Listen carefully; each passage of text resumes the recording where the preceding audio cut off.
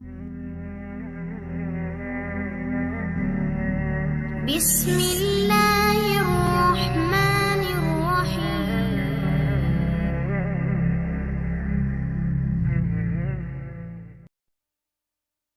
مگر اس حدیث پاک کو پڑھتے بھی ڈر لگتا ہے، بیان کرتے بھی ڈر لگ رہا ہے۔ اس کو پڑھتے ہوئے بھی ڈر لگتا ہے اور اس کو بیان کرتے ہوئے بھی ڈر لگتا ہے۔ اب پتہ چلتا ہے کہ ہمارے اکابر علماء دیوبند، ان کی زندگیوں میں اتنا تقویٰ تھا۔ ذرا اکابر کا تقویٰ کتاب پڑھ کے تو دیکھیں نا۔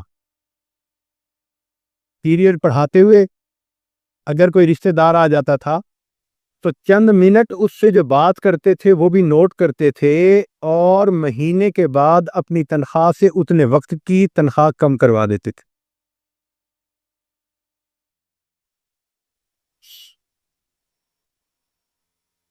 یہ اس لیے تھا کہ ان کو معرفت تھی اس بات کی کہ پرہیزگاری کا اللہ کے ہاں کیا رتبہ ہے، کیا درجہ ہے۔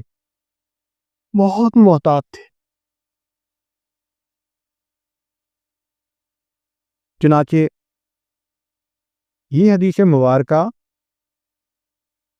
انس رضی اللہ تعالیٰ عنہ نے روایت کی کہ نبی علیہ الصلوۃ والسلام نے ارشاد فرمایا، من لم یکن لہ ورع یسدہ معصیۃ اللہ اذا خلا،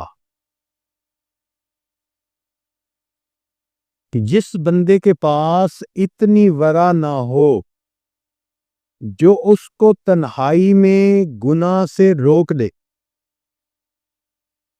جس بندے کے پاس اتنی پرہیزگاری نہ ہو کہ وہ پرہیزگاری اس کو تنہائی میں گناہ سے روک دے، فرمایا من لم یکن لہ ورع یسدہ معصیۃ اللہ اذا خلا لم یعبأ اللہ بشیء من عملہ، اللہ کو اس کے کسی عمل کی کوئی ضرورت نہیں۔ جس بندے میں اتنی پرہیزگاری نہیں کہ وہ تنہائی میں گناہ سے بچ سکے، اب جلوت میں کیے ہوئے اس کے کسی عمل کی اللہ کو کوئی ضرورت نہیں۔ ایسے لگتا ہے کہ جلوت کے عمل منہ پہ مار دیں گے اگر خلوت میں اس بندے کے اندر خوف خدا نہیں ہوگا۔ اب یہ حدیث مبارکہ جب پڑھتے ہیں نا تو ڈر لگتا ہے۔ سوچئے،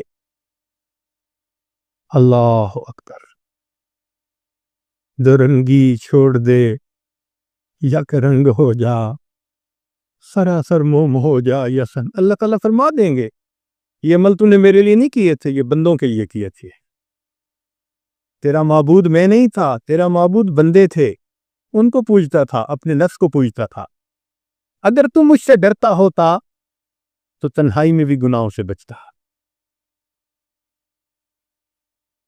اس لیے علماء نے لکھا ہے کہ دو صراط ہیں، ایک دنیا میں ہے، ایک آخرت میں ہے۔ جو دنیا میں صراط ہے اس کو ہم صراط مستقیم کہتے ہیں، جس کی دعا مانگتے ہیں اہدنا الصراط المستقیم۔ قرآن مجید میں اللہ فرماتے ہیں ھذا صراط مستقیم۔ تو ایک دنیا کی صراط ہے اور ایک آخرت میں پل صراط ہے۔ تو مشائخ نے لکھا کہ جو بندہ یہ دیکھنا چاہے کہ میں قیامت کے دن پل صراط سے بسلامت نکل جاؤں گا یا نہیں، وہ یہ دیکھے کہ دنیا نے وہ شریعت کے صراط سے کتنی بار پھسلتا ہے۔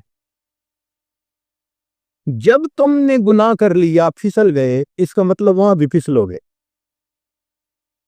یہاں پھسل رہے ہو وہاں بھی پھسلو گے، پھسلے بغیر وہاں سے گزر نہیں سکتے۔ اس صراط کا نمونہ اللہ نے یہاں شریعت تو صراط بنا دیا۔ اے میرے بندے، یہاں استقامت کے ساتھ شریعت پر جمے رہو گے تو پل صراط سے بھی آسانی سے گزر جاؤ گے، اور اگر یہاں قدم قدم پہ شیطان پھسلاتا رہے گا تو پھر پل صراط سے گزرتے ہوئے بھی پھسلتے رہو گے۔ وَإِن مِّنكُمْ إِلَّا وَارِدُهَا، کان علی ربک حتما مقضیا ثم ننجی الذین اتقوا. دیکھا جو تنہائی میں گناہوں سے بچنے والے ہوں گے ان کو ہم نجات دیں گے. وذر الظالمین فیہا جثیا. باقی ہوں گے ان کو جہنم میں اودے منہ پھینک دیں گے. اللہ اکبر.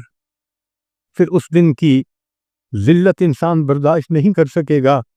اس لیے شیخ عبدالقادر جیلانی رحمۃ اللہ علیہ اللہ سے دعا مانگتے رہے، اے اللہ میری توبہ قبول فرما لیجیے، قبول فرما لیجیے، قبول فرما لیجیے. اور پھر بالآخر یہ دعا کہنے لگے، اے اللہ اگر آپ نے فیصلہ کر لیا میری توبہ کو قبول نہیں کرنا، اللہ پھر قیامت کے دن مجھے اندھا پیڑا کر دینا تاکہ تیرے نیک لوگوں کے سامنے مجھے شرمندگی نہ ہو. اللہ اگر آپ نے توبہ کو قبول نہیں کرنا تو پھر قیامت کے دن مجھے اندھا پورا کر دینا تاکہ تیرے اہل اللہ مشائخ اللہ ان کے سامنے مجھے قیامت کے دن شرمندگی نہ ہو. اللہ اکبر. اس لیے علامہ اقبال نے کہا، تو غنی از ہر دو عالم من فقیر. اللہ تو دو عالم سے غنی ہے، میں فقیر ہوں. روز محشر عذرہائے من پذیر.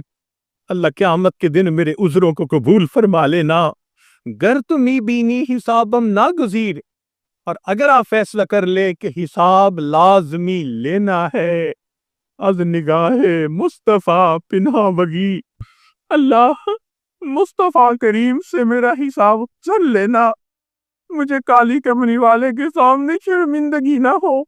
مجھے آقا یہ نہ کہے تو نے میرے آنسوؤں کی قدر نہ کی، میں راتوں کو دعائیں مانگتا تھا تو نے میری